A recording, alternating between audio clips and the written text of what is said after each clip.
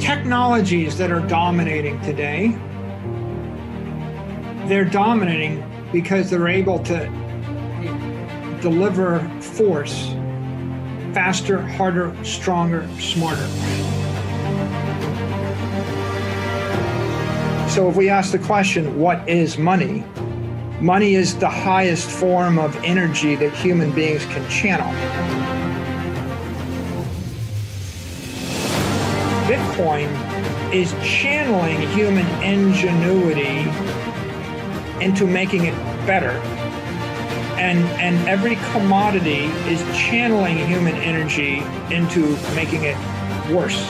The lowbrow or the historic colloquial term is HODL, right? Hold on for dear life, or just HODL or save, whatever. And the highbrow term would be adopt as a Treasury Reserve asset.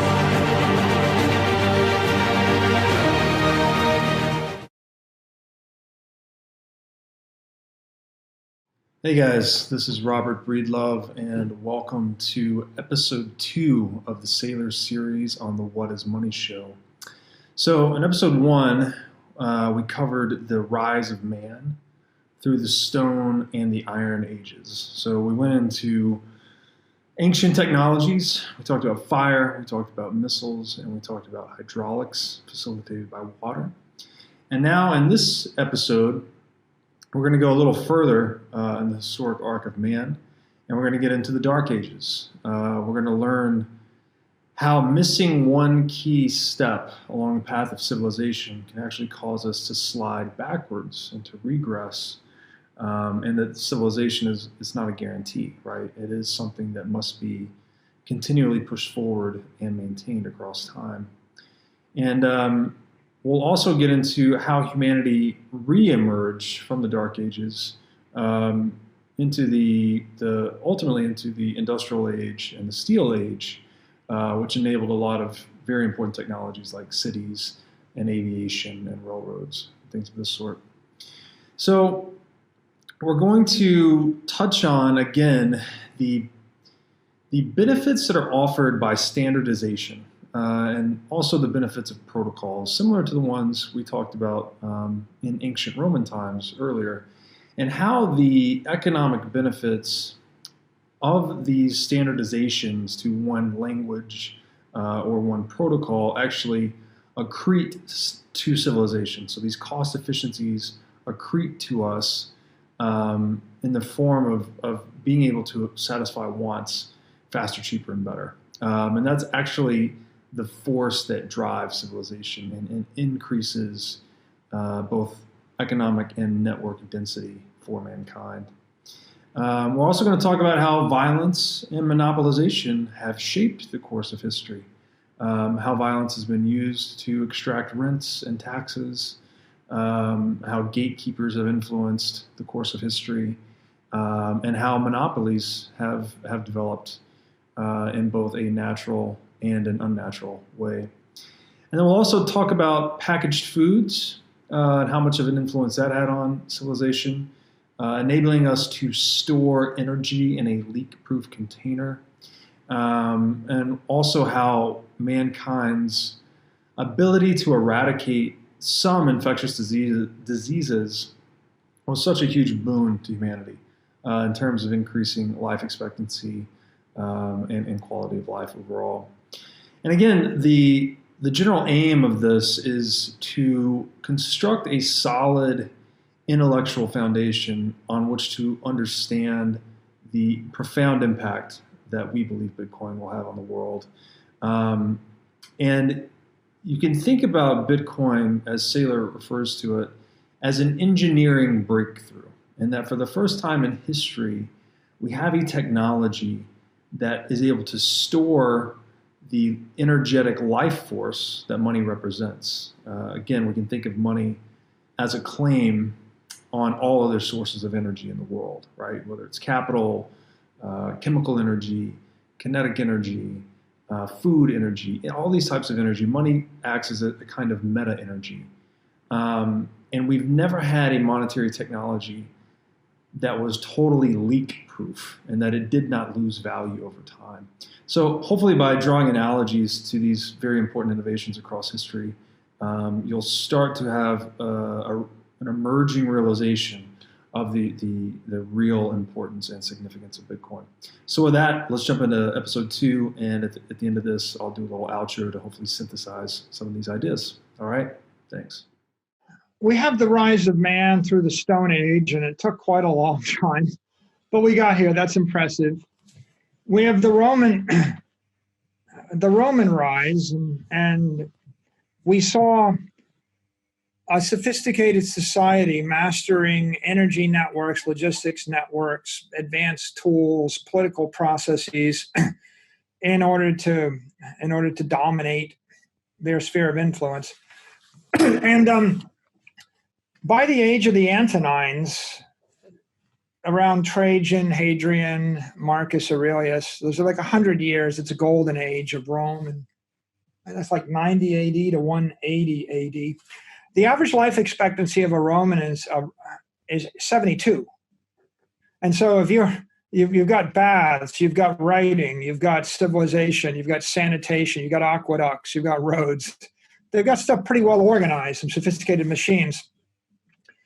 And then, of course, we take a hard left turn into the Dark Ages, and stuff just starts to break down. And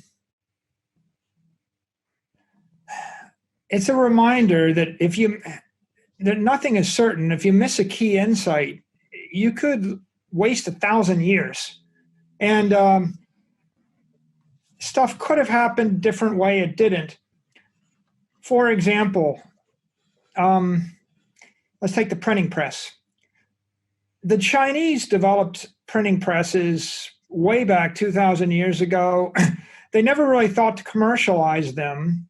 And the Chinese alphabet is a pictographic alphabet. And so you would have needed 25,000 different type pieces in order to have like movable type in a printing press.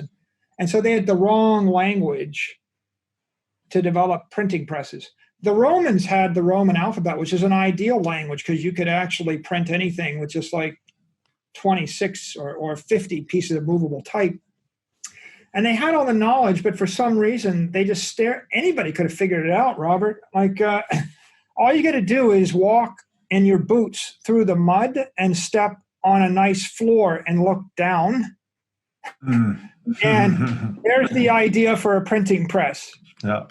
Tracks in the mud, right? They had paint, they had dyes, and they're just so close, and then they don't hit it. And we wait until 1453 or something for Gutenberg to work this out, and we're going to suffer for 1,000 years. It's amazing to me how certain things can be just right in front of a civilization and they just won't grab them. Like if you go to St. Peter's Square, to the Vatican, and you look at that column, I think that used to be, it's now St. Peter's column, but it used to be Trajan's column. And Trajan's column was put up, on the, to celebrate the triumph of Trajan and his wars. And it's a bas relief, a marble relief of the Dacian Wars, and it spirals up the column, had a little staircase in the middle of it, a work of art and architecture. And at the top, eventually the Roman Catholics put the statue of St. Peter, I guess. And in the ancient Roman times, that had Trajan's statue on it. And Trajan is standing there in his imperial robes, and he's holding his hand up in the air. And do you know what he's holding in his hand? I don't know. He's holding the world, and it's round, Robert. He's holding the globe in his hand, and this is 100 AD. Fast forward 1,400 years, and people think the world is flat. It's like the Romans knew the world was not flat. Right. And if they hadn't ripped his statue off the column 1,000 years earlier, or whenever they ripped it off and buried it somewhere, they would have known the world was round. And it's so ironic that you could learn and then forget such a basic thing. Right. So there is the possibility of significant civilizational regression if we ignore those learnings that we've accumulated over time. And yeah, you can go backwards and you think, well, we've got it. And if we do this, we're going to leap forward into a new progressive era. But if we kill it at a pivotal point, maybe people forget it ever existed, like letting that fire go out. Yeah. I'll tell you another one that blows my mind. If you go to the Museum of the Native American Indian or Native American in Washington, D.C., and you walk around, you see there's an entire civilization. I mean, they're pretty much hunter-gatherers. And if you want to understand how hunter-gatherers lived, I mean, the American and Native Americans, the way they were when the Europeans showed up in America, is probably your best proxy for what the Paleolithic man was, I guess. But amongst all the artifacts they gather, if you walk around, you eventually find a pottery wheel. And the pottery wheel, it's a wheel in stone, and it's got a beautiful piece of pottery. And the sign says, glowingly, yeah, Native Americans had very sophisticated pottery, and they knew how to mold clay, and they used this pottery wheel to do it. And I look at the wheel, and I think, for 5,000 years, nobody in the entire continent thought to take the wheel and turn it this way and roll it. Right. Like, they knew a wheel. They knew a wheel was useful. Yeah. I give you the wheel, Robert, but they never invented the wheelbarrow. They never invented the wagon. There's no rolling stock anywhere in America. Incredible. And, and so you're like, think about the consequences of that insight. Like, how is it possible that not a single person in the entire continent ever thought they might want to turn the wheel this way up? Right. But it's such a profound idea. Right. And yet you can go 1,000 years and not get that idea. Do you think there's any modern examples that jump to mind that's something that's maybe glaring at us in the modern age that we're ignoring, or something that maybe we've forgotten or we're no longer respecting? Well, Robert, the blockchain and Bitcoin is a wheel. It's I can use this stuff if I turn it this way, It's I take a couple of, they're not complicated ideas, public, pretty good privacy, private key encryption, hashing, right? Like, no one of them on its own. I mean, they've all been sitting there, and someone says, well, what if I just do that with it? I start this fire, and I rub two sticks together, or maybe I just never think to rub two sticks together. This calls to mind your example of the Roman hierarchy as well, that because everyone knew they were being watched, right? It maximized their accountability and therefore their performance and competence. And the Bitcoin network's sort of the same. You have all the nodes and miners looking at one another's activity to make sure everything's above board all the time, right? It's instantly auditing itself constantly in real time. And you could say, right, the Romans were healthy as long as they kept tension and dynamism and this incredible competition in their ecosystem. And when they lost it, they lost their edge. Right.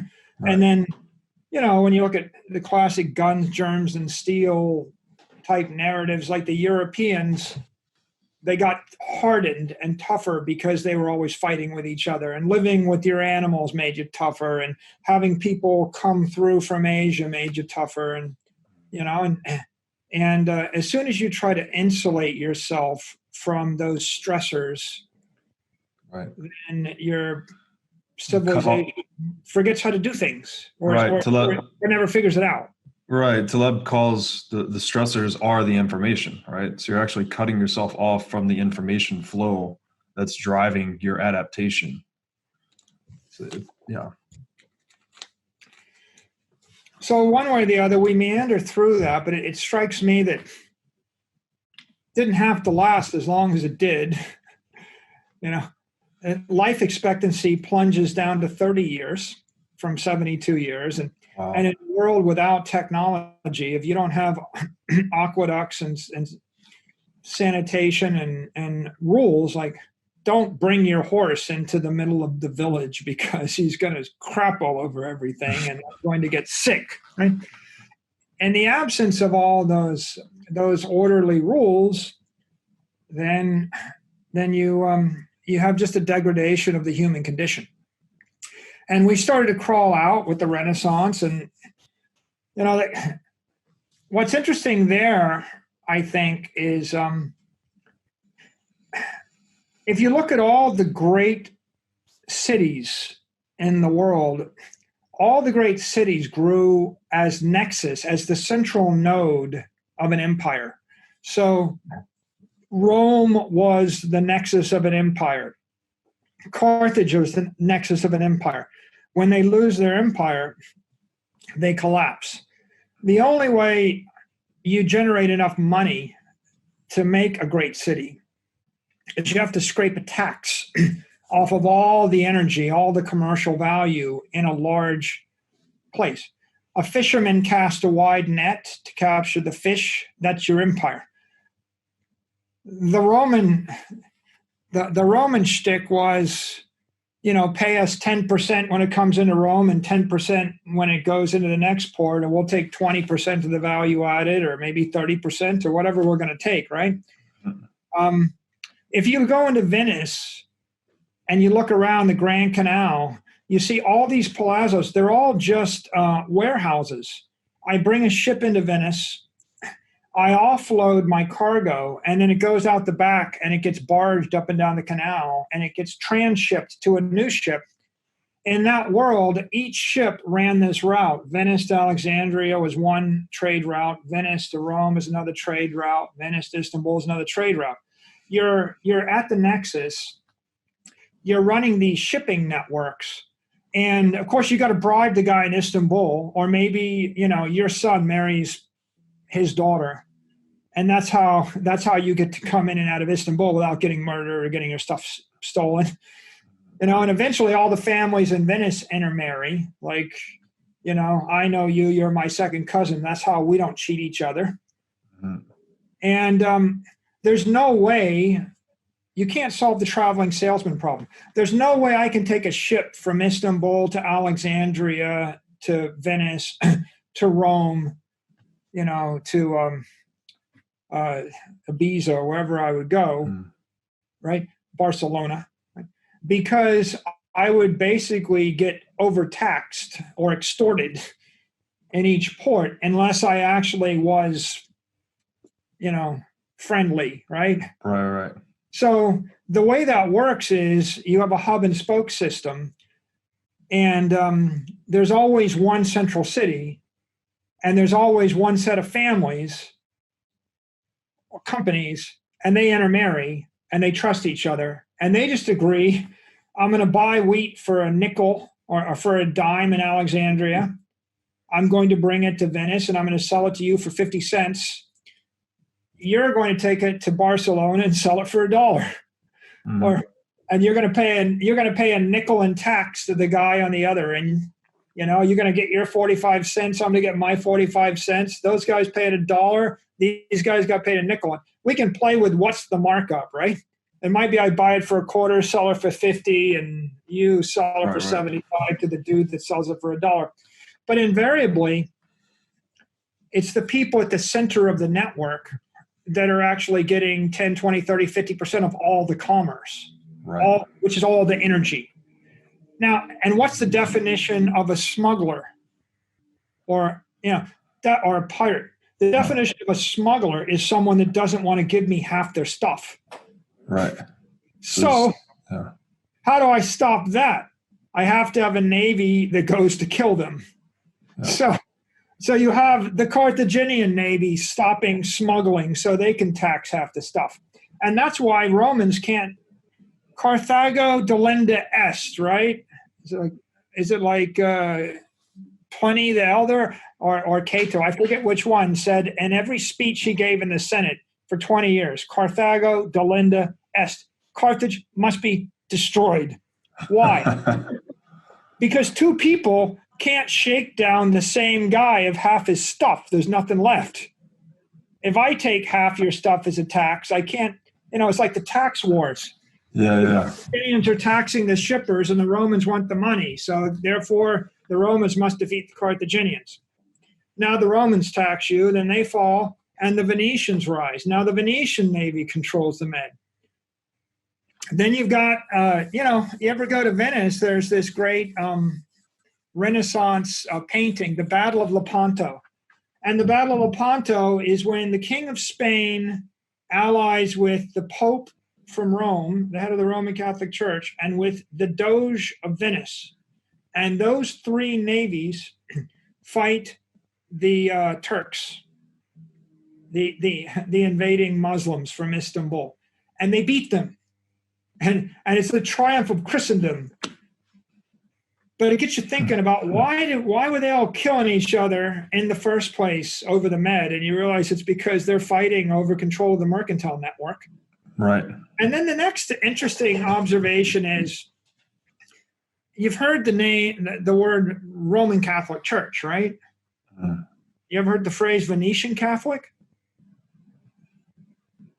I don't think so. There was a time when the Venetians terminated the Catholic Church in Venice. The Catholic Church in the entire Venetian Empire didn't terminate with the Pope in Rome. It terminated with the Doge in Venice. And so that means all tithes, right, all due goes to Venice and stops. You can't have an empire unless the person at the top of the empire is also in control of the religion. Because if you don't control the religion, then someone else takes half your money. You see, it's all about energy flow. Right. And the energy is flowing. By the way, the Pontifex Maximus originally refers to the Roman consul, to the head of Rome, right? Augustus Caesar was the Pontifex Maximus. So the Romans had it. Eventually, the high priest. Right. So the high priest, the Roman consuls were the high priest of Rome for 700 years. If you're elected general, you're also the priest. You run all the religious ceremonies. They didn't separate those two. And so the church and the mercantile empire and the power to tax migrates from Rome to Venice. Okay. When did Venice start to decline? When they lost control of the church. Right. At the end of the day, they start sinking because you can't afford to maintain those buildings. You can't afford to maintain 100-story buildings in Manhattan unless you're at the center of a financial empire. Right. I have to basically buy your bonds for 68 cents on the dollar and sell them at 82 cents on the dollar and cut the difference. Right. There are a lot of securities on Wall Street where there's only two market makers. There's the one bank and the other bank, and they trade with each other. And if you're buying at the bottom, or you're buying at the top of the spread, and you're selling at the bottom of the spread, and the spread is 2%, Robert. And so if I turn over $1 billion worth of bonds, I'm paying $20 million in commissions, and there's a monopoly there. And the $20 million is just flowing into what? It's flowing into the building, and my buddy works for that bank and I work for this bank, and we drink together and we just kind of joke about the 200 basis point spread. Interesting. So it's these groups sort of competing to be the head gatekeeper in a way, right? But to preserve that gatekeeping, it's intimately connected to the church control of religion, I guess you might say. So does this somehow connect the actual connections between money and religion. Like even today, we have "In God We Trust" on the U.S. dollar bill, for instance. It takes us to the Reformation. By the way, if you go to Amsterdam, Amsterdam is the city of canals. It's a big if you've ever seen a distribution center, it's the trucks come in one side, it goes through a very complicated set of conveyors, and it goes out the other side. These trucks come from the manufacturers, those trucks go to the stores or the locales, and this distribution center is a maze of conveyors. Amsterdam's that, but it's that for barges before we had machines. That's what Venice is. That's what every great mercantile, that's what they did in every mercantile center. And when you get to, Martin Luther's time, you realize one of the key drivers is there's no way that we can rise or elevate our civilization if we have to send all of our money to Rome. Right. You see this struggle throughout medieval history. William the Conqueror had that struggle. You see the struggle of the Northern European German nobles, and then of course it punctuates itself with Henry VIII, who eventually forms the Anglican Church, so he can be the Pontifex Maximus. And if the church terminates with the King of England, they don't have to ship any money, down to Italy, nor do they have to ask permission to change their alliances and get married and do what they will. It's useful to have God on your side. It's always been useful. Right. And so that drives a lot of stuff throughout the Renaissance, and it drives you can say that Northern Europe broke off from the Roman Catholic Church for religious reasons, or you could say the Northern European powers that be created the religion for political reasons and economic reasons to break off from the Roman Catholic Church. But either way, it's kind of a triumph of history that everybody's forgotten that there used to be lots of, why do they call it Roman Catholic if there weren't other Catholics? How many different branches of the Catholic Church do you think there were? Like 1,000. There could have been a lot. They just kind of coalesced over time. But here's the general principle. Everywhere on earth where you see a big city, it was the center of an empire. Paris, London, Hong Kong, New York, Venice, Rome. Everywhere. And by the way, everywhere where you see a city that's fallen upon hard times, that's been destroyed, its empire lapsed. Carthage, Troy, right? You could name them on and on and on, right? Yeah. Venice had an empire, lost an empire. And that's because you can't physically create this kind of economic density. I mean, you go to Paris and you look at the Cathedral of Notre Dame and you look at how much human effort went into creating Notre Dame. There are people that are selling postcards and bottled water in the shadow of Notre Dame Cathedral, making money off of tourists, where the guys inherited the concession from his father's father's father's father's father's father's father's father's father's father's father. And if you go back 10 generations, the concession was 700 years old. Okay, they're living off of the vestiges of an empire long past. And now the question is, what are the empires of the future? Where do they form?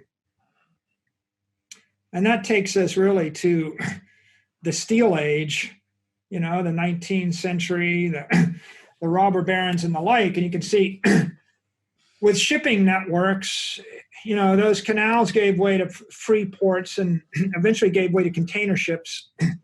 And container ships totally remade everything, and they shifted power to Singapore and Hong Kong and companies like Maersk. And ultimately, it's a low energy, it's a componentized way to move things around. The most efficient way to move anything on Earth is modern containers. By the way, the biggest rage in technology and servers today is containerized software via Kubernetes and Docker, which is the same principle as put all your stuff in a container ship, and the container goes onto a ship. They've got standard loading facilities into a port. They've got standard train cars and standard trucks, everything standardized. And the cost and the transparency of that was cut maybe by an order of magnitude with that innovation. Right. Standardization once again. Right. So what I do have a question about these empires that we've discussed historically. Ostensibly, the purpose of an empire like this is to basically preserve the walls of the city, protect the peace, honor private property rights within that dominion, right? Enforce contract law, ensure that there's a non-violent means for dispute resolution, such that commerce can be conducted fluidly. And you mentioned the empires of the future. This is something I think about a lot, is that we've always needed this monopolist on violence to sort of honor private property rights within their jurisdiction. But another really interesting aspect of Bitcoin is that it's the first private property right that is agnostic of government completely, right? You don't need government to enforce your right to your private keys. It's like holding physical gold or any other bearer instrument. So I wonder how much that plays into the relevance of an empire in the historical sense, kind of going into the future. Well, I guess, yeah, traditional empires are producing security. Like, the number one export of the United States is security. Like, literally, I can live in Miami Beach and I don't worry about someone shooting me across, the intercoastal waterway. And if I was in certain other parts of the world, I'd have to be surrounded by 100 bodyguards, right? So security. They have that saying about Genghis Khan. They said when the Mongols controlled all of Asia, a virgin could have ridden from one end of the empire to the other with a pot of gold on her head and not be molested. The Mongols weren't screwing around either. Yeah. You intercept their mail. If anything gets stolen, anybody gets hurt, they show up with an army and they murder everybody for 100 miles in every direction, kind of to make the point: don't F with the system. Right. Now, most of these empires, they generally provide this kind of security for their citizens. Not always for the non-citizens or the aliens or the slaves or the whatever, whoever's the underclass, but they do manage to establish them. Bitcoin is a security, and Bitcoin's number one value proposition is security. It's security of energy, right? If energy is translated to money and money is translated to Bitcoin and it's stored in the Bitcoin network, you're securitizing your assets, in a cloud behind a wall of encrypted energy. And in that regard, it provides an important right and empowerment to the individual. It hasn't quite addressed the physical security element, right? When we actually come up with something that will surround your person with a field of I guess repulsive energy, like your own force field or something. Yeah. Right. Then you will have accomplished the same thing in the physical domain that Bitcoin does in the virtual domain. But but having if I secure your life force, right? Energy, money is energy, is life force, is money is power. If I secure your power, that can be converted into physical security, either by allowing you to travel away from the. We have the example, Nazi Germany in the 30s. All the Jews had their money locked up in Germany, and so the way the system worked is they operated as bankers, and they allowed people to launder their money out of Germany, and they would take a haircut, 10, 20, 30% initially, then 50%, then 70%, then 90%, until pretty soon it was like a 90% haircut to get your value out. And so consequently, people didn't want to leave, right? Mm-hmm. And so if you don't have your monetary power or your assets secured virtually, then your physical security is always at risk, because you can't leave, nor can you protect yourself, right? You can't pay for anything to protect yourself, and you can't get out, or you can't pay to get out. You would think that probably one of the most useful or common, or not common, one of the compelling use cases of Bitcoin would be if I'm a refugee trying to flee a war zone, because it's either that or gold. And the problem with gold is there's a lot of people with guns. They're going to take it from you. Yep. And at least with Bitcoin, you could pay the guy with the gun half the money when you started, and the other half when you got there. And the worst he can do is blow your head off, but he's not getting your money. Whereas if you got gold, he just blows your head off, takes the gold. Yep. So yeah, I think it's second order beneficial to physical security in a lot of different ways, and it makes the world better. But it's first order beneficial to economic security.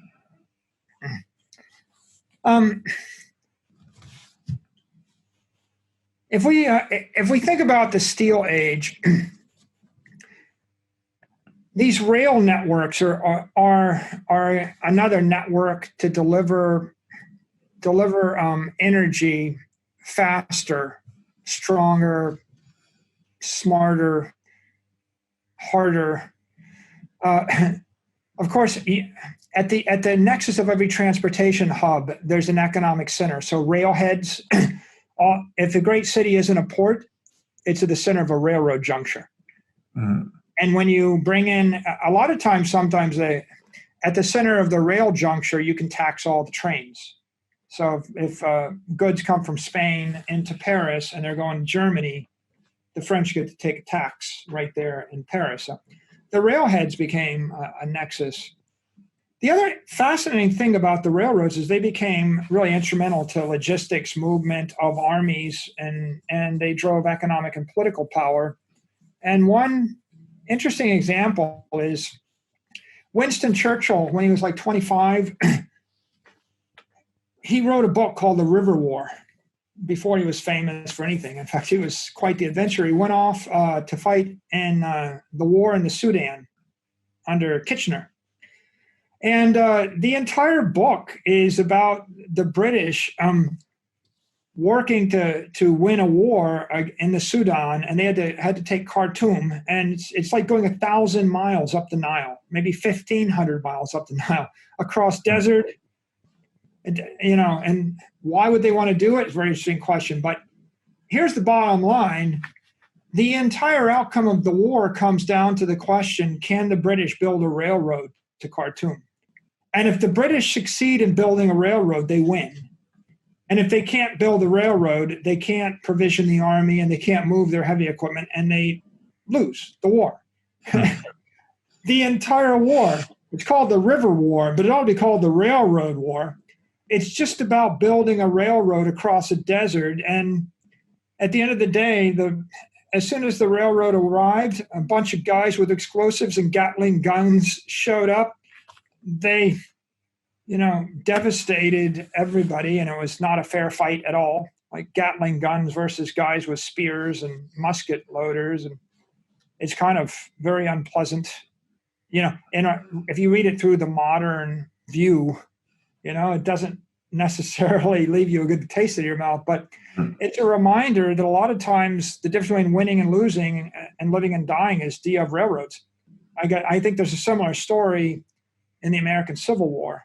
If you look at the way railroads functioned, and even the conquest of the continent, right?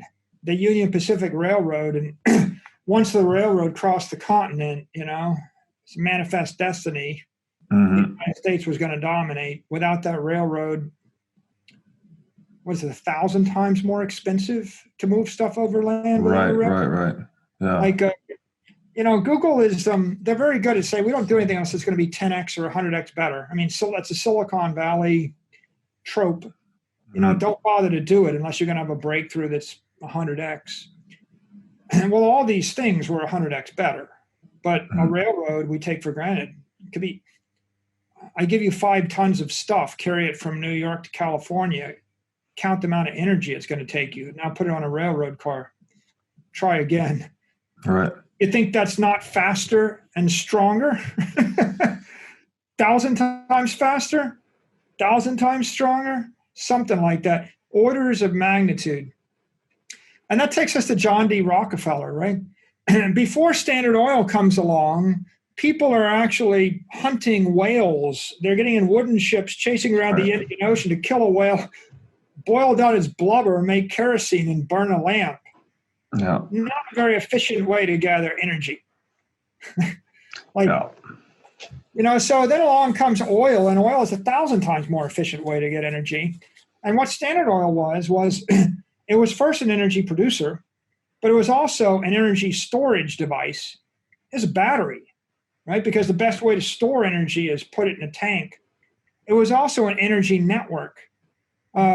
Standard Oil, they bought up they didn't actually buy the fields, they bought the refineries.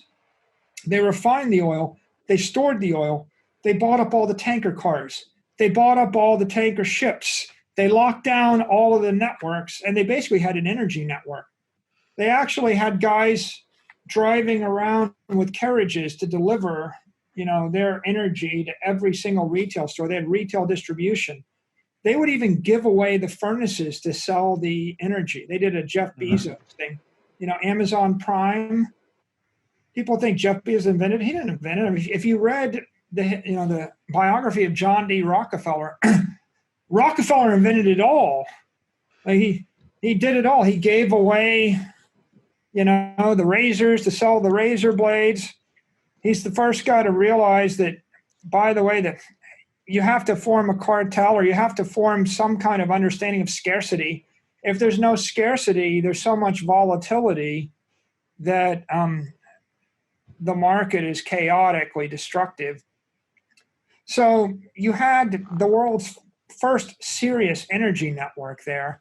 And it's such a powerful network that 100 years after Rockefeller's dead, those companies still are worth $1 trillion, right? They're still instrumental. Yeah. What does that mean? That you said that Rockefeller realized he had to institute a cartel in order to, I guess, impose scarcity on the market, such to offset volatility. Can you elaborate on that? Booms and busts, like people would. Well, you talk about scarcity. The problem of using a commodity as money is when the price goes up, people produce too much of it. Supply goes up. Yeah. Well, so it was a very inefficient industry with massive volatility. And so he consolidated it to drop the volatility so that they could standardize every component along the way. Interesting. So that he could drive to a lower energy level, right? I mean, a more efficient energy system. And I mean, ultimately, right, that if you want to look at the human condition,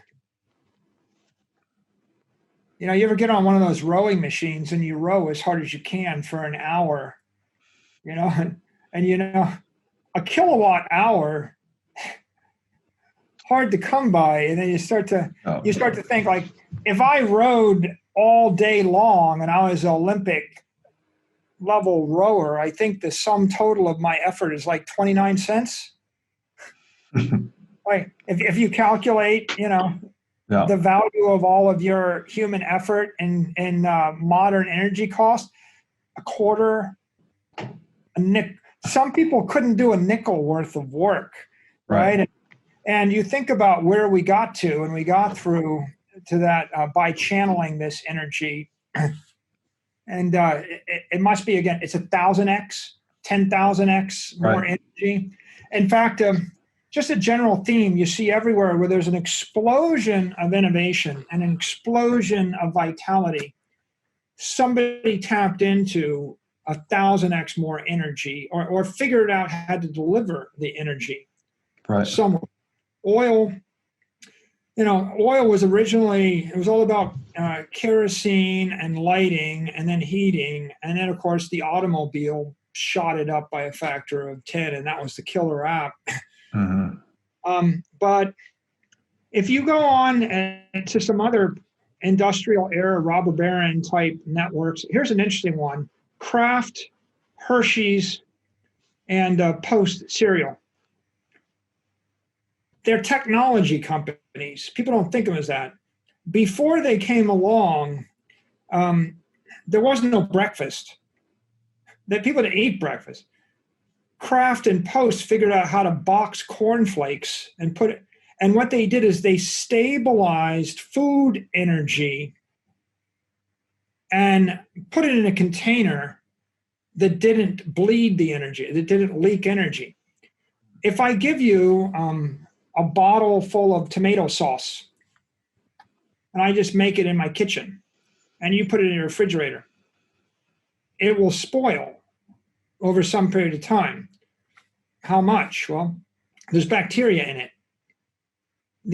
The origin of branding, the Kraft brand, the Hershey's brand, the whatever brand, the origin of branding is I make it in a clean room, hermetically sealed. Everybody has to clean up, scrub down, sterilize, get the bacteria off. I have machines to load the can, to seal the can, to seal the bottle. I stamp it with my brand. The number one value proposition, Robert, wasn't it's good ketchup. The number one, or it's good tomatoes or good soup or good whatever. The number one value proposition is it's not going to kill you. Interesting. Yeah, right? You ever actually make some leftovers and leave it in your refrigerator for 2 months and eat it? By the way, here's a better one. Why don't you make something in your kitchen and then leave it in your closet for 2 months without a refrigerator? Because they didn't have refrigerators. Frozen food came along later. And Marjorie Merriweather Post became like one of the richest women of the century. Because her father gave her Post cereal and they were able to stabilize starch in a box at room temperature. And then B, because she bought the first frozen food company, and she realized the ability to actually freeze food was going to be a game changer. And before that, no one ever frozen food before. You think they're not technologists. Right. It's a food energy company. So that's what energy storage technologies, right? I mean, you need energy in food form, in nutritional form, to not die. Yeah. Right? If I could store it, now it's like, it's very interesting here, right? Like, can I take electricity from Detroit and deliver it to you in San Francisco today? No. Can I deliver electricity from Detroit to Grand Rapids, Michigan? Yes. When it gets to you, how long can you store it in your battery? It bleeds 2% a month. You'll probably lose it all in the year. Can I ship food from Detroit to Grand Rapids? Yeah. When it gets there, how long can you store it in your cellar? A day? A week? Well, if the answer is 2 weeks, there's no national business there. There's no national brand. The answer needs to be 3 months or 6 months. Now there's a national brand. Now it matters. So these guys that were launching these businesses, they were really launching clean room manufacturing plants that captured energy or something of value. They were store of value, Robert. Store of value that would not decay or bleed due to bacterial infestation or spoilage. And because of that, the brand became important. Just like the standard brand was important, the kerosene's not going to explode. It's clean, right? Yeah. Is the gasoline clean? Is the ketchup clean? You go to Hershey's, Pennsylvania, they got a factory. It's a work of art. If you it's more complicated than most computer programs. They wrote a computer program in steel. It's like, don't F that up, right? Like you can't, there's no version 2 coming. Write your program in an analog computer welded in steel that takes up a football field. That's what they did. And in one end goes like milk and eggs and, and and out the other end comes like boxes of chocolate bars, 50,000 an hour. And it's not just they come out perfectly uniform. It's they come out without bacteria in them, and you can put them on a shelf and they won't make your kids sick. Right. And therein is the rise of all of those CPG companies. It's interesting. I love the perspective you have on all investment being an investment in technology, because that is what we are doing, right? We are making tools, protocols, technologies that basically improve our productivity. And that's how we advance, is sort of layers of these innovations on top of one another, such that basically every business is a technology business. I think that's a very unique insight I had never heard before. And then I think the other thing is the interesting connection between this hyper sanitation, right? To really make sure there's no bacteria or anything that could cause harm to the user of energy, which would be the eater of the food. How the hypersanitation is connected to the preservation of the food or the energy store. And that seems to somehow kind of mirror Bitcoin in a way that it's got a hyper-sanitary ledger, right? There's never any errors in the blockchain whatsoever, such that it preserves its sanctity maximally across time. Like it's the best preservation technology of value because there's no detritus in it, I guess you would say. The best branded asset in the history of the world. Right, exactly. Maybe it's the first time someone came up with a way to cryptographically brand a security. Yeah. Which is an interesting idea. Yeah. Now, with regard to businesses, I would say that all of the great businesses, the growth companies, were all technology companies in their time. And eventually, and almost by definition, they stop growing when they are no longer cutting edge technology companies, right? Mm-hmm. There are other businesses that are more like rent-seeking businesses, or they're concessions. The guy that sells bottled water in the shadow of the Notre Dame Cathedral, that's a business. It relies upon political largesse. Maybe there's a real estate business, right? I own that real estate, and then I sell you water or lemonade on that real estate, right? There are those kind of businesses.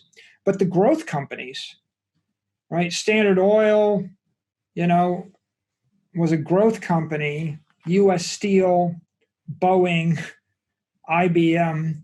In that period when they're growing, they're a technology company. And that means that all growth stocks are technology companies by definition. Mm-hmm. You can buy another stock that's not a growth that's not a growth company or a non-tech company, but it's probably not a growth stock.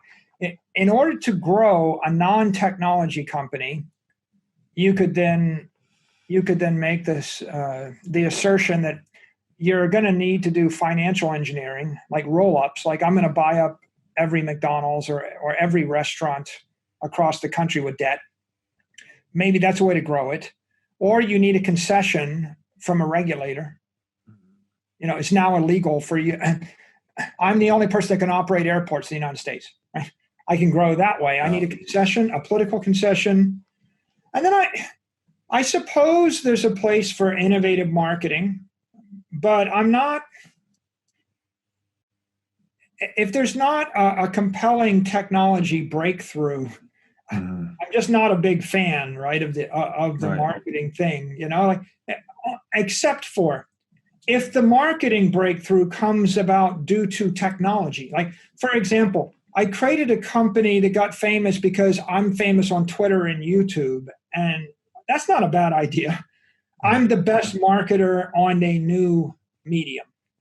maybe that can work. But at the end of the day, those aren't going to be $1 trillion, in their day. I mean, like if the dollar's inflated or it's debased by a factor of 100 at least, well, I mean, John D. Rockefeller was worth $400 million in his money. Multiply it by 100. Right. Multiply by 200. Right. He got to being worth $1 billion, I think. So he probably was worth 200 billion to 250 billion in his money. And that was in a day where you didn't have access to all the deflationary tech services that are effectively free. Right. So relatively speaking, right, that they had extraordinary power, but they were all technology capitalist. It's important at this point for us to just look at the impact of steel and aluminum through this entire era. Carnegie created an empire based on steel, and Andrew Mellon's empire was substantially based on aluminum and aluminum Alcoa. And steel is an elemental force for the civil engineering industry, and aluminum became that elemental force for aviation. Without steel, there is no modern city. You build a building in wood, it's 2 stories. Build a building in bricks or masonry, it's 5 stories as max. In order to create New York or London or any great city, you need steel and you need, of course, an elevator. Straightforward things. But of the two of them, steel is the harder development. The elevator you could probably figure out. It's a counterweight on a pulley. Whereas steel is iron laced with carbon, and it's really hard. How hard? Think about how complicated it is in order to refine steel and shape steel when it's molten and it melts through just about anything you might put it in or on. If you read any books on steel, like American Steel, I think by Richard Preston, about Nucor, they talk about steel refinery blowouts. If you actually have an accident in a steel refinery, and if the molten steel falls on the concrete, there's water vapor in the concrete. So molten steel superheats the water vapor. And what happens when water vapor gets hot or water gets hot? Expands. Yeah. Explodes. Molten steel on concrete turns the entire refinery into a bomb, and it blows up. Wow. And it kills everybody for 100 meters in every direction. So technology or not technology? Harder technology. Everybody thinks they're in the technology business today.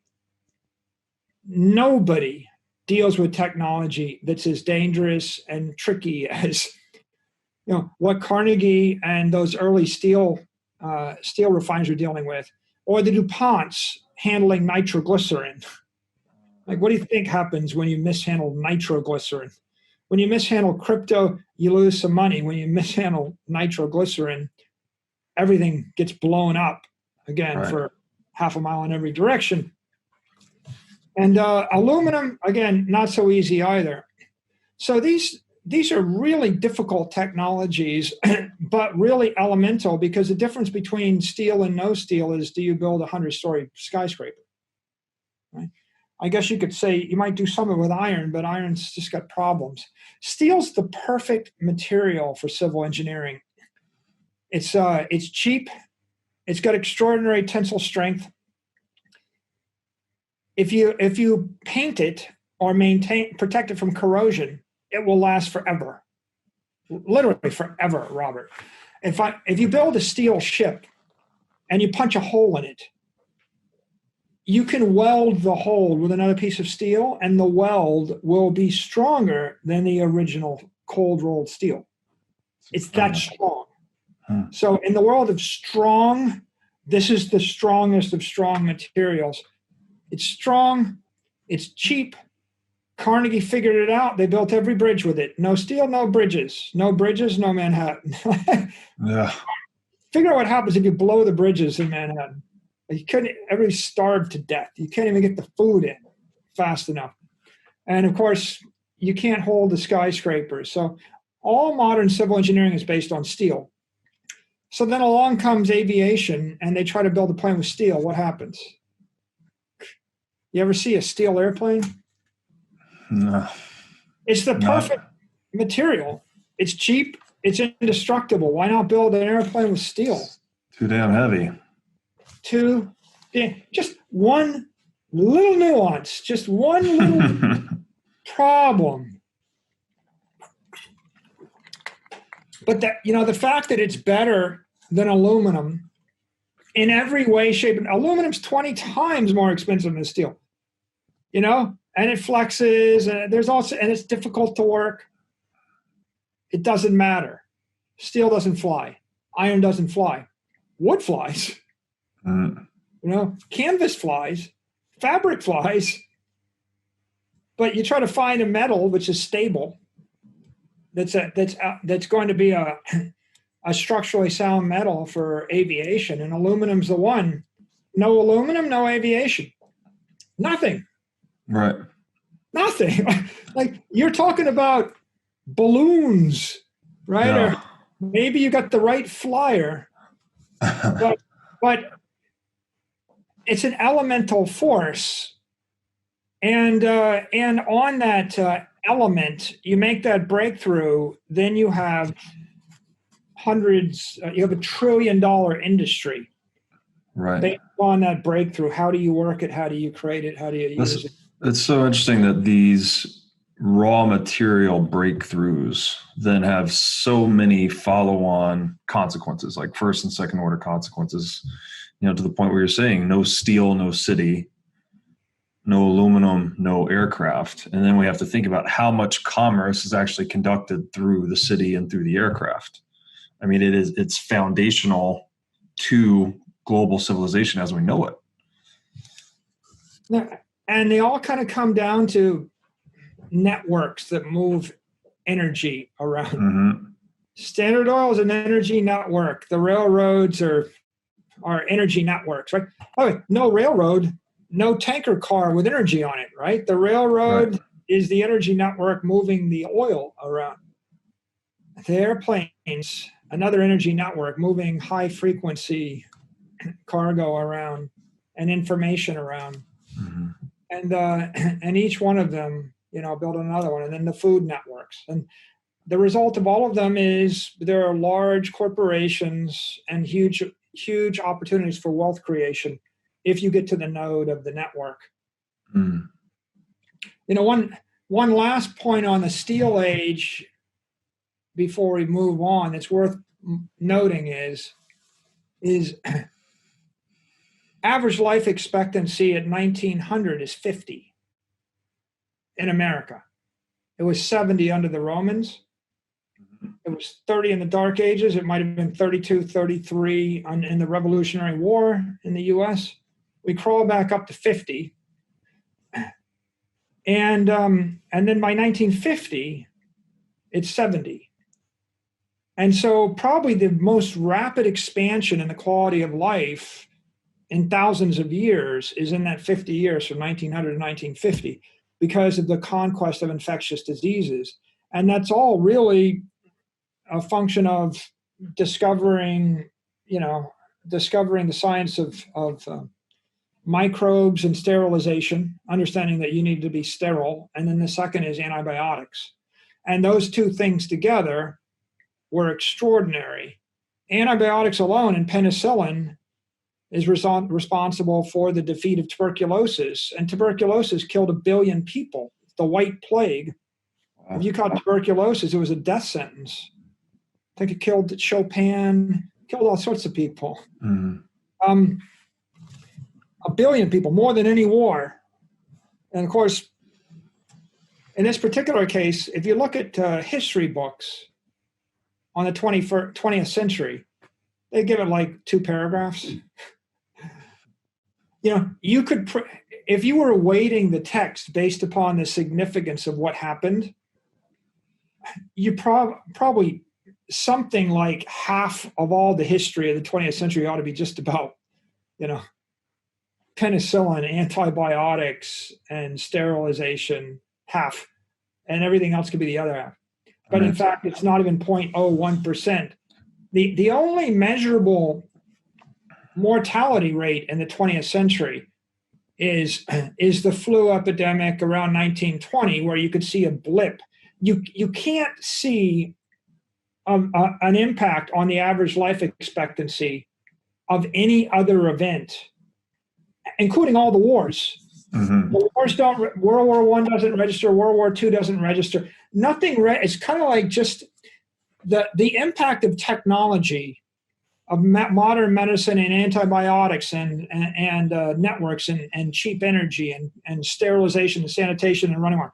The impact of that so dwarfs every political thing that took place in the century that what you've really got, I think, is just a chart that's just a small blip in 1920.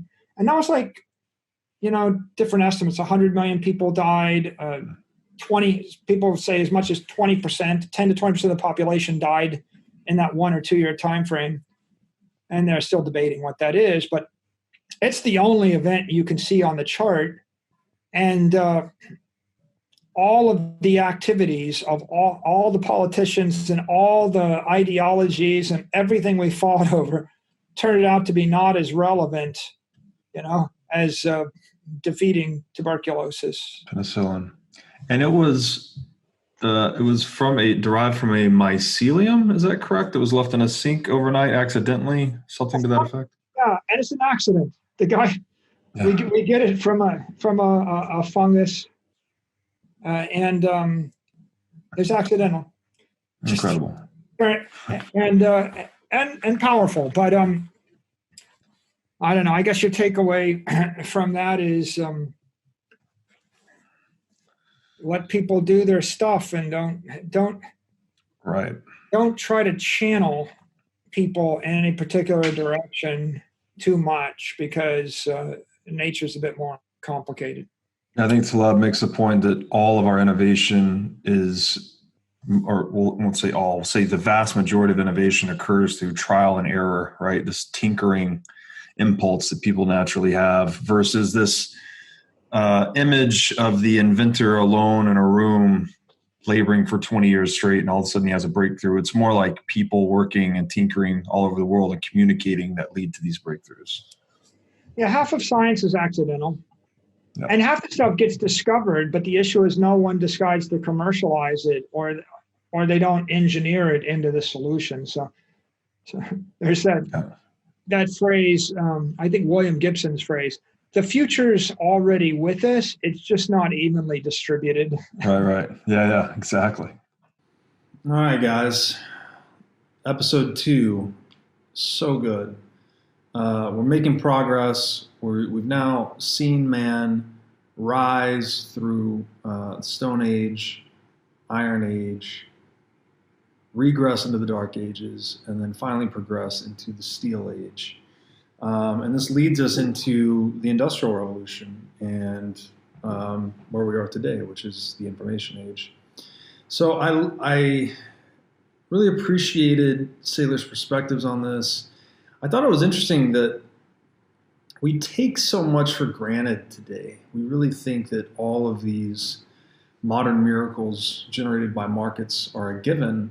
But if we look at the Dark Ages and realize that one key misstep can send us sliding back thousands of years, I think it's a great lesson to deeply absorb and realize that none of this is promised.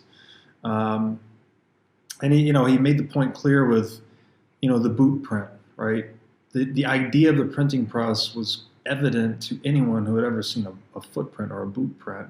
Yet for some reason, it took us a really long time to commercialize it and realize its revolutionary potential. And I also, when he pointed to Trajan, right, the guy from 100 AD the statue of Trajan holding the globe, right? The spherical world in his hand in 100 AD. Yet fast forward to 1400 BC, and there's people in Europe pre-Columbus that still think the world is flat. So it's so interesting to me that these ideas, powerful as they are, they can be missed, right? We can hurt ourselves by not paying attention, and not just at an individual level, but really at a civilizational level. And I think, as Saylor might call that the fire of truth, right? When we let the fire of truth be extinguished, society can regress into falsehood. The other interesting point was the Native Americans with the pottery wheel, right? They had this device for, who knows how many hundreds of years, but no one had figured out to turn it on its side, right? And realize all of the mechanical potential of the wheel, right? The wheelbarrow, the wagon, even things like the train and whatnot. They all use the wheel to overcome frictions for terrestrial motion. And I thought that was an interesting example of how some of our most important innovations can just be hidden in plain sight, frankly. And this points towards Bitcoin for me in that so many people know there's something wrong in the world. They sense there's something really deeply wrong in the world today, but very few people understand how broken the money is and how much that contributes to the socioeconomic problems we're seeing the world over. So in that way, I kind of think the problem and the solution are hidden in plain sight, so to speak, in that we need to fix the money to fix many problems in the world. And when we got into the discussion about smugglers, right? So the definition of a smuggler, which sounds like a criminal actor, is really just someone trying to protect their self-interest, right? There's someone that wants to conduct commerce through a port and not give away half of their stuff, as Saylor said. I thought that was very interesting. And that's actually where we get the term free port. I don't remember if we touched on that in the episode or not, but the term free port means that you can dock there without having half your stuff or a percentage of your stuff confiscated. And that leads us to the really important role that gatekeepers have played throughout history. Whatever local monopoly on violence existed, they've always wielded that monopoly to extract value or rents or tax from those conducting business and creating economic surplus in their guarded territory, right? That's been kind of the name of the game throughout human history. And that's why we have the two adages, right? Death and taxes. Anywhere you go to conduct business, you're going to get taxed, and we're all mortal. We all die. So governments have always used the weapon of the law as an instrument of plunder, right? It is how they generate revenue, is maximally extracting wealth from those that do business in their territory. But it's a parasitic relationship. And if we look in the domain of biology, parasites actually don't tax their host to death. That would be actually counter to their own self-interest. They want to extract maximum value, but in a way that maintains the host's longevity, right? So it's kind of like establishing monopoly profits in an economic sense. There's a very particular point on the price curve where the monopolist sets their price to optimize their own profits, which isn't enough profit to, say, kill the consumer and force them not to be able to pay for it. And it's not a low price like we'd see in free market competition, but it's like right at this peak point. So I thought it was pretty interesting that we were able to see governments in that light. And that's why history has this distinct pattern of might is right. Yeah, like people have been competing to be the head gatekeeper, right? And this could be governmental, this could be religious, because it gives them the path of least resistance, if you will, for extracting value and becoming wealthy. And indeed, those were the first wealthy people in the world, were people that were able to specialize in violence or to specialize in religion, to establish monopolies on local commerce or local belief systems. And if you, and that points to the intimate relationship of government and religion, and the defining feature of Western civilization today is the separation of church and state. That was how we have secular society. It was a decoupling of those two institutions. And if we look at, say, a modern city like New York, I thought the point was great that those skyscrapers are constructed from the value that is extracted by financial intermediaries, right? Where Saylor gave the example of two bond traders in adjacent buildings driving most of the volume in a market, and they both get to scrape, their VIG, their 1 or 2%. And it reminds me of the hotels in Vegas, right? The old joke is like the buildings aren't built by winning gamblers, right? It's the nature of being an intermediary is that you get to extract perpetual profits, basically, from anyone doing business within your network. And that's what money is, right? It's just it's a network of trust. And that's why the state has always fought to control and monopolize it, because it gives them essentially unlimited power and wealth to be able to confiscate that from the entirety of their citizens. And that's what tax is. That's what a rent is. Not a rent like you pay monthly for your apartment, but rent in the economic sense it is the intermediary or group preserving peace in that area. They get to siphon value off of it for the privilege of protection. And it's not necessarily a bad thing. The problem with it is when when it's priced at a non-consensual rate, right? When you have to pay 40% taxes to the government and you don't have any bargaining power in that relationship, that's the problem, right? That's when we move away from free market competition and towards monopolization. And that's what creates so many problems in the world. And then when we shifted the discussion and started looking at standardized containers, I talked about that standardized container that you might see on the back of a semi-truck, or that now goes in. They also, ship across the ocean. And we started talking about the value, again, there of standardization, which we touched on a lot of this in episode 1 when we looked at ancient Romans. When we are able to compress, I guess you could say that protocols and standardization compress confusion, right? Because there's less optionality. So everyone knows the language. Everyone knows exactly what to expect. So you're able to execute actions very quickly and efficiently. And this creates a lot of economic surplus, right? This frees up a lot of time and resources, which are harnessed as wealth that can be reallocated to other things. So that is how we collapse fixed cost, right? Is by standardization. And I think, and we'll talk about this more in a bit, but the pattern I see emerging is that at the beginning of an industry, it's almost as if there's not a natural monopoly, there's typically attempted to be imposed a legal monopoly. And this can have some short-run benefit because it establishes standards, but it's at the long-run detriment of the market because, again, the monopolist is essentially extracting wealth from other market participants. But we'll talk about that more shortly. So when we looked at empires, I love how Saylor painted them in that the number one export of an empire is security, right? That's what the U.S. is today, right? We're the imperialist that runs the world.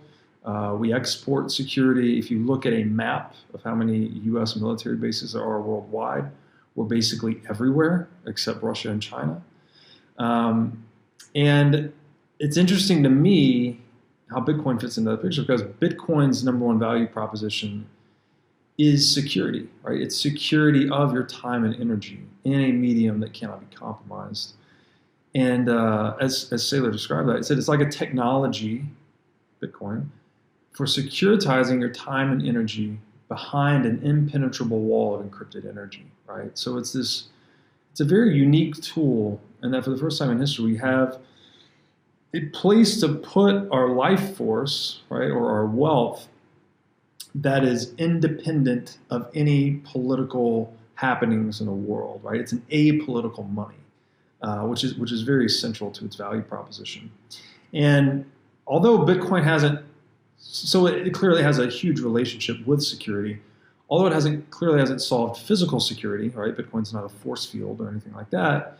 It does have some interesting potential implications in that because it's programmatic, you could say program a payment to be issued to a gatekeeper like half before you pass the gate, whatever the gate may be, whether this is a border or anything that a gatekeeper does, and then program such that they receive half a payment after.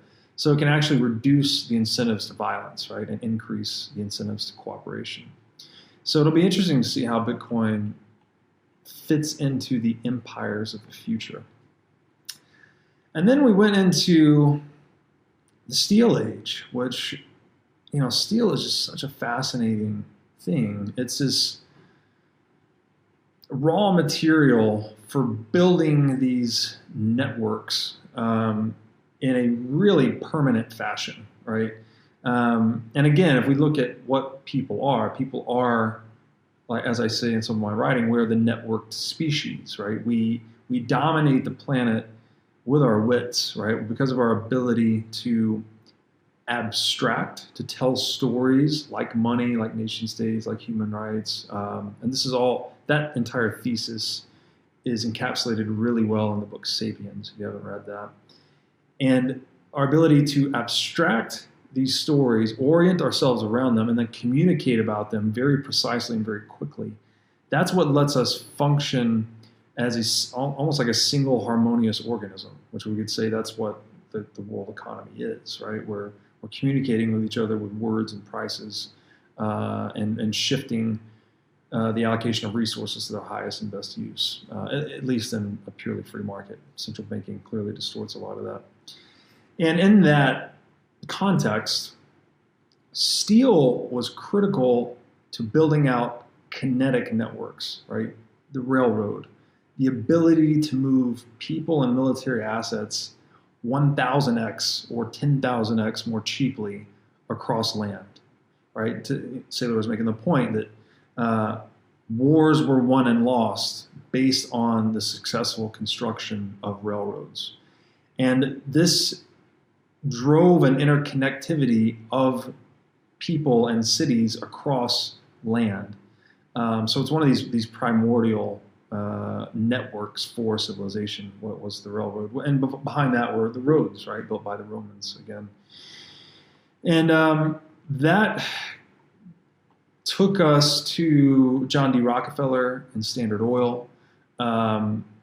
I think the point was great about light. Again, before we figured out how to harness oil, right? Oil being this compressed energy source from ancient sunlight, right? It's sunlight that's fallen on the earth for tens of thousands of millions of years and has been compressed into its subterranean layers that we're then able to harness to radically increase our productivity, as we've seen in the industrial age. Before we figured out oil, we were literally going to sea hunting whales, right? Harpooning whales to harvest their blubber for candlelight. So the productivity, and I've seen the math on this before, I can't quote it exactly, but the amount of energy necessary to produce a single lumen, which would be a unit of light radiance, going from needing to hunt whales to produce candles to harnessing oil, like again, it was orders of magnitude more cheap to actually create light, right? So I thought that was really interesting. And oil basically was this, like fire almost, this primary energy network, right? That we were able to tap and just radically accelerate how quickly the economy was producing wealth and new things and new innovations. So again, if we consider that we're channeling energy across our intellect to create new and useful things, it's as if our intellect hit this new, really potent source of energy when we figured out oil. And Rockefeller, he captured the entire value stream, right? He built out the logistics network. He had the train cars, the container ships, the trucks. Saylor made the point he was giving away the furnaces for free, so he had the freemium model. He's giving away the furnace to sell the oil, so to speak. And he originated this cartel model of owning the whole supply chain, so he could standardize the industry, which I thought was super interesting because, again, we're back to standardization, where a monopolist can come in and lay out this singular unitary plan to kind of mute the volatility, right? To mute the competition, which is long-term bad, but short-term sort of a benefit in that monopolist now gets to set standards, right? He can create standards that everyone else will be forced to operate on if done correctly forever, right? He almost gets to be the incipient of the path dependence of the network that he's creating. And so the thing that comes to mind is monopolies serving this function, perhaps, of muting volatility in the early stages of an industrial, or particular industry's development, and to establish standards, which then commoditizes the space. And assuming you can remove that monopoly after it's served its function of setting the standards, then you let free market competition take hold on those standards, and it's more beneficial, right? Versus if you just set out in the beginning with pure free market competition, then it's hard to get the industry to interoperate well because of the lack of standards. So it's a bit of a mind twist for me, but the old saying comes to mind: if you want to go fast, go alone. If you want to go far, go together. It's as if a monopolistic single unitary plan enables you to go fast, right? Really build out an industry really quickly. Even in the information age today, right? I think we're very early, and we're seeing the monopolists take a big lead, right? Facebook, Amazon, Netflix, Google. But over time, I would suspect that the standards that they have been setting will start to be opened up to more free market competition, and we'll see the demonopolization of the space, and with that, the decline in cost, which then, again, frees up all this economic abundance that man can reallocate towards the next major wave of innovation. So it's a lot to think about there, but it seems like there's some natural interplay between monopolistic and free market competition. And that led to, Rockefeller figuring out standardizing oil led to Henry Ford's production of the automobile. And the automobile, as Saylor said, was the killer app for oil, right? And when we think about the automobile, it's like, what was invented, right? We think it's just this vehicle for getting us from A to B, but it enabled, all of a sudden, the density of the city, the economic network density of the city to be a reality, because then people could commute into the city and commute out. It created a lot of the pollution we see in the world today. It changed people's self-identity, right? Like the car is an avatar of who we are. People often use automobiles today as kind of a status symbol. So it's just a total game changer, right? The invention of the automobile, which again is one of those innovations that sort of sprung up from the mastering of the oil energy network. And I thought it was interesting, too, how Rockefeller was basically the most wealthy guy in history. I think Saylor made the point he was worth over $200 billion in today's dollars. But Rockefeller died in, say, 1937. The refrigerator wasn't even commercialized until like early 1920s. So this is a guy, the richest guy in the world, right, didn't even have a refrigerator. So if you today have a refrigerator, you in some ways are more wealthy than John D. Rockefeller was, just a little less than 100 years ago. And that, I think, is just a testament to the abundance created by free markets, right? It's like every living generation, assuming we're optimizing for for productivity improvement is head and shoulders above the prior generation, even the richest of the prior generation. And then we got into a discussion about craft, Hershey's, and Post Foods. I never thought about this before, that the business they were in was actually selling stabilized energy, right? Like, food is inherently unstable. It doesn't keep well, especially before the invention of the refrigerator. And these innovators figured out basically how to stabilize food energy at room temperature. And the value proposition they were selling is that their food doesn't kill you, which I thought was just great. It's like this, again, they're technologists, right? We think of it as food, and we think today it's no big deal. Like, we go to the grocery store and we buy boxes or cans or bottles or whatever we want. But this was a major breakthrough for supporting larger populations like we have in the world today. And it kind of reminds me of the certification function on coinage and bills too, because, you know, Saylor made the point, I'd never thought of a brand like this, that the brand was like, you know, this food won't kill you. Just like a gold coin stamped by a government or a private certification business was saying, this is 1 ounce of gold, or this is 10 ounces of silver, whatever it was.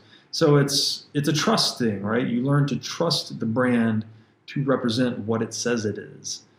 And then also in food, you know, frozen food was a total game changer. Like, the fact that we could, you know, suck all the entropy out of food and keep it for extremely long periods of time just allowed us to accumulate the savings of food, right? You know, we all take it for granted today, but again, a freezer and a refrigerator, like, we should just stop in awe of our freezer and refrigerator every day and just think about how amazing it is that we figured out a way to suck the entropy out of food and store food energy for over extremely long periods of time. And in that context, in a monetary sense, we could say that fiat currency is a high entropy storage device, right? It leaks a lot. It suffers from spoilage over time. Whereas Bitcoin could be considered like the deep freeze, you know, the absolute zero of storing monetary energy. It sucks all the entropy out of it. And you know that you'll own a guaranteed fraction of the total money supply for all time. So that analogy was interesting to me as well. And I liked how he talked about food factories being, again, they're technologists. They were computer programs written in steel. So at one end of this program, you input eggs and flour and milk or whatever it is, and at the other end of this, you know, steel computer program, it outputs cookies that you can then box, you know, wrap in plastic, put on the shelf, and they last for a year or whatever the number is. This is a totally new and unique way to look at food and consumer packaged goods in general. And in that way, they were stores of value, right? Food, this consumer packaged good industry was in the business of storing value, right? They're storing food energy as value and selling it. And they were able to accomplish that through hyper-sanitization, right? Hyper-sanitation. So they're removing all of the detritus and any uncleanliness from the food packaging process, and in doing so, they're able to output a product that was guaranteed to last for a fixed amount of time.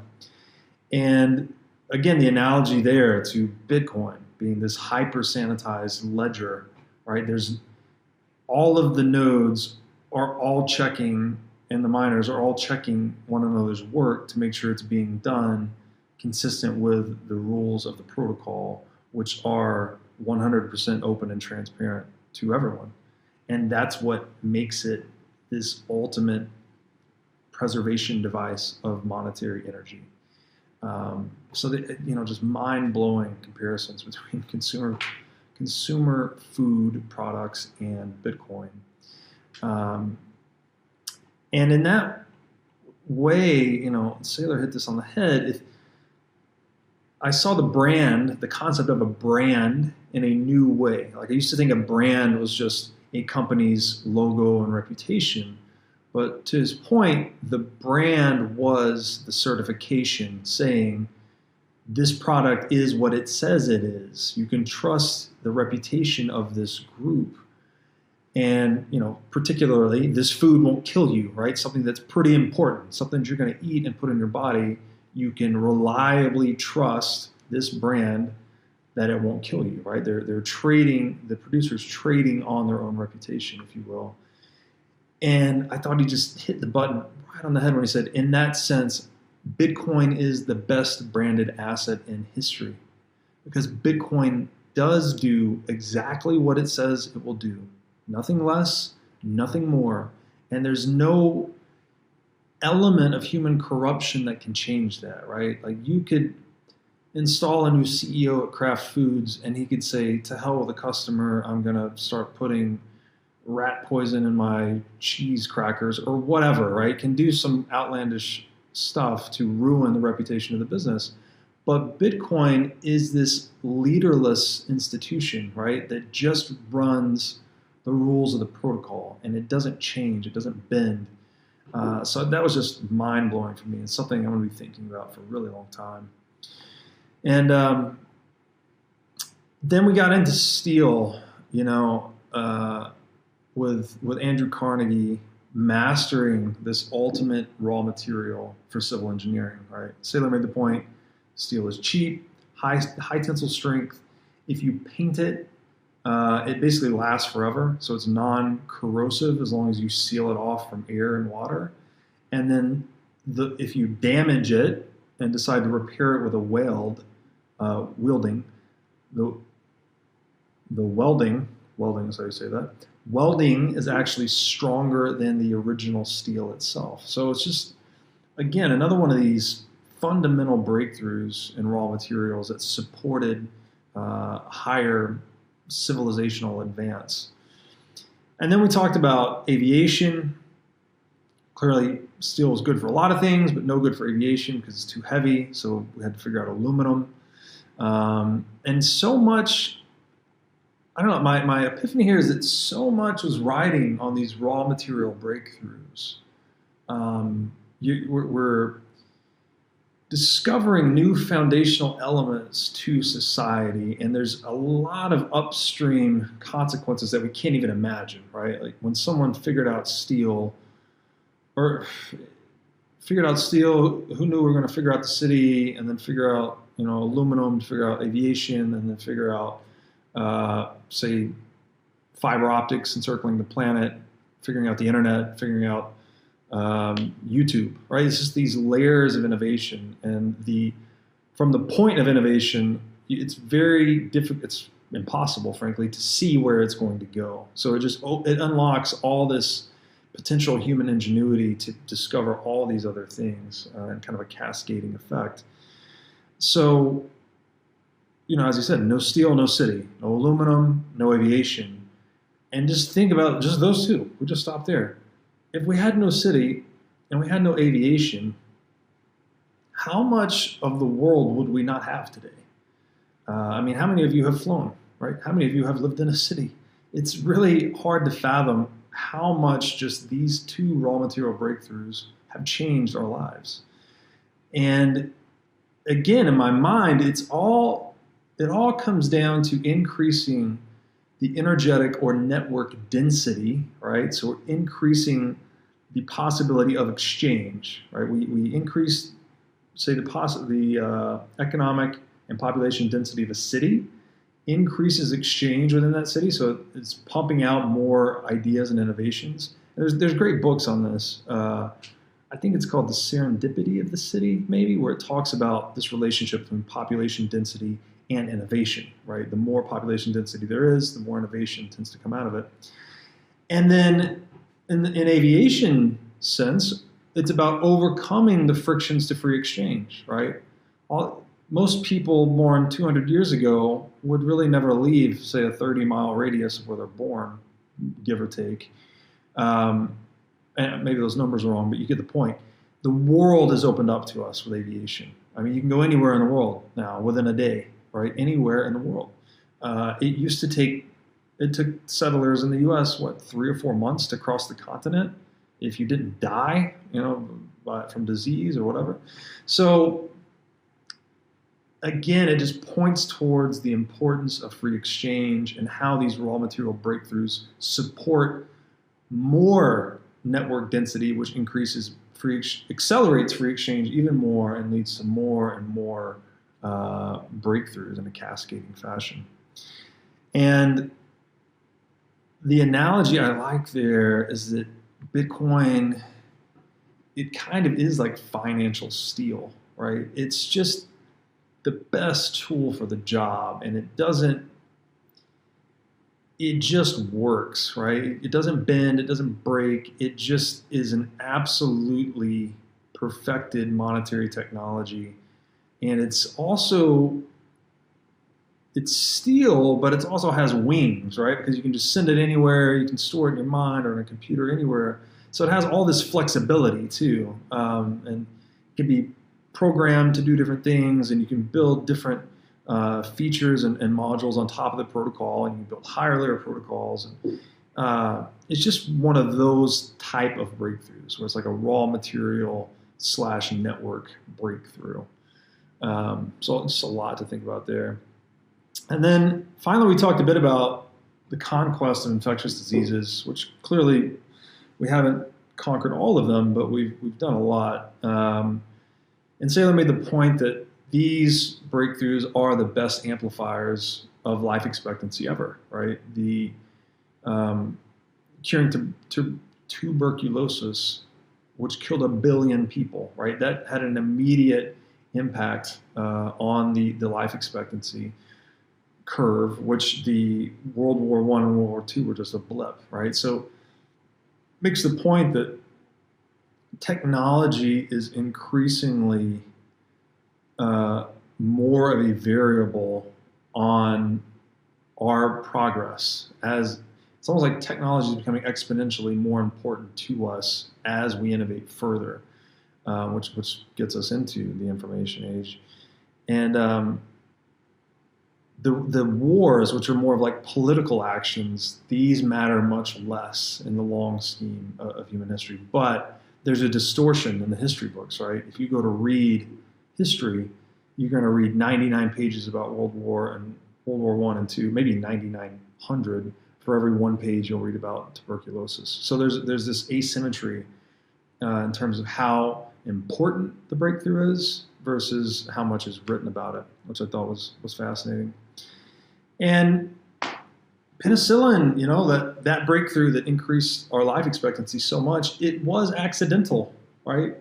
It, again, as Taleb would say, tinkering is an anti-fragile process. So it's the more entropy or uncertainty or randomness we can introduce to the process, the more breakthroughs we have that can be accidental at times, right? Penicillin was, I think it was a mycelium or a fungus left in a sink overnight, right? And then something grew on it, someone tested it, someone figured out, holy cow, this thing cures disease and infection, and it just radically changed the world, right? One of the most important discoveries in the history of man from an accident, right? So I think it just points to what we need to optimize society for, which is free exchange and experimentation. That's how we create the most wealth in the world. That's how we solve problems. That's how we increase life expectancy. So that was a killer episode. I hope you guys enjoyed it as much as I did.